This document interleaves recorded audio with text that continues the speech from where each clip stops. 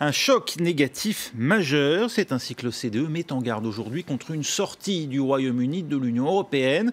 À 2 mois du référendum, l'organisation qui réunit les pays riches publie un rapport sur les dangers du Brexit et son constat est sans appel. Une sortie de l'Union européenne coûterait donc cher et pour longtemps. Karina Chabour, ça coûterait combien exactement aux Britanniques? Mais écoutez, pour chaque foyer britannique, cela coûterait l'équivalent d'1 mois de revenus d'ici 2020. C'est beaucoup, mais c'est moins que l'estimation du Trésor britannique de la semaine dernière qui parlait de 5 400 € par an et par foyer. Pour l'ensemble de l'économie, le scénario moyen estime que cela représenterait une perte de croissance de l'ordre de 3 points de PIB d'ici 2020 et de 5 points d'ici 2030.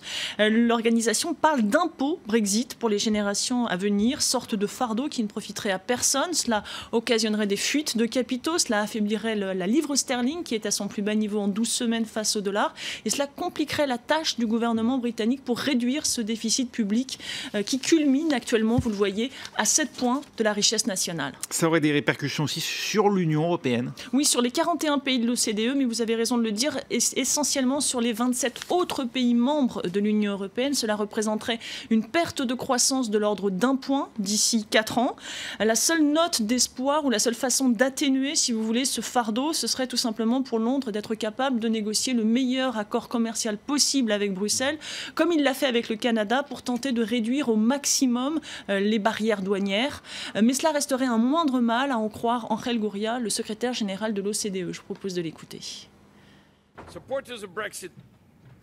Les partisans du Brexit affirment que le Royaume-Uni obtiendrait de meilleures conditions commerciales en étant en dehors de l'Union européenne.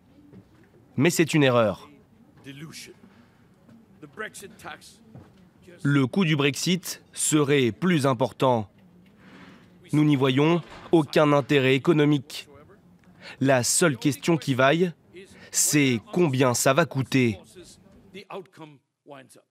Alors, ce faisant, l'OCDE rejoint le camp des opposants au Brexit. Il compte notamment le Fonds monétaire international, le G20, Barack Obama, qui a fait part ce week-end de ses inquiétudes, mais également l'organisation patronale qui représente les grandes entreprises britanniques, celles qui exportent. En face, le camp favorable au Brexit parle d'un scénario catastrophe, d'une sorte de campagne cherchant à effrayer pour peser sur le débat.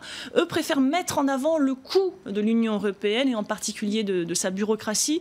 Pour l'instant, il est légèrement minoritaire, mais les choses pourraient encore changer.